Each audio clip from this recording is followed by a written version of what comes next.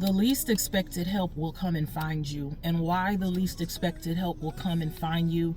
Because Jesus clearly wants you to be reminded of his grace and his mercy and his compassion.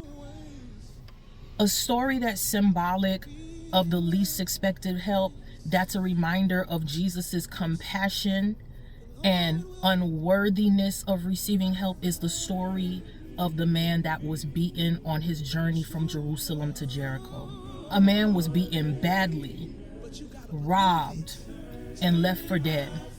And in the passage, you'll see that a priest came across him, and when the priest came across him, the priest ignored him.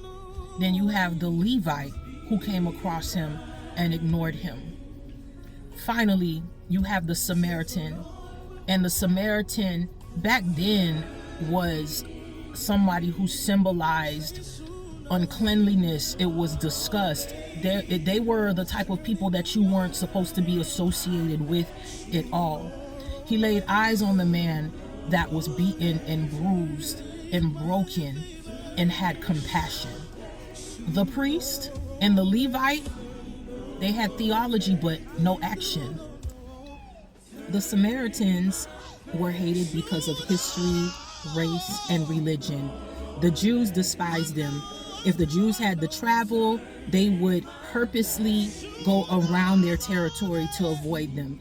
And this prejudice and this hatred existed for 700 years. They were perceived to be spiritually compromised. The neighbor isn't about category, but it's about compassion. Jesus didn't care about your color. He didn't care if you were rich. He didn't care if you were poor. He didn't care of what you did in your past. What Jesus sees is someone who is broken, and when you see brokenness and pain, compassion is supposed to set in.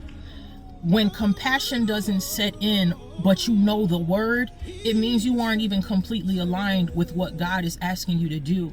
The word reminds us to love our neighbor as we love ourselves. So if you aren't loving your neighbor, do you truly love yourself? Religion without mercy is completely empty.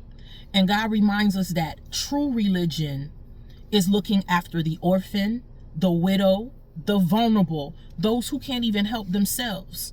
Having mercy and compassion is true evidence that you know God. It's true evidence that you are abiding by God's laws. God will always use unconventional vessels to show you that he exists.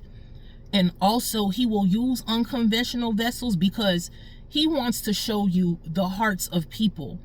Not only is he revealing the hearts of the unconventional vessels, but he also wants you to see the hearts of those who have the word and know the word but are not applying it. God will purposely use unconventional vessels to reveal the hearts of those who are truly in tune to pain and compassion. God will use them to show you that those are the individuals who are lined up with God's word about loving their neighbor like they love themselves. You have people who are tied to the word, who know the word, who knows that the Bible speaks on these things, but there's no action behind the word. And it's meaningless if you can say it, but you're not walking by it. There's deep symbolism behind everything. The wounded man symbolizes humanity. The robbers, sin. Christ, the Samaritan, rejected but compassionate. The priest and the Levite symbolize the law but unable to save. The inn means the church, and the payment is grace. So many of us walk around with knowledge of the word. It becomes repetitive and it doesn't have any action behind it.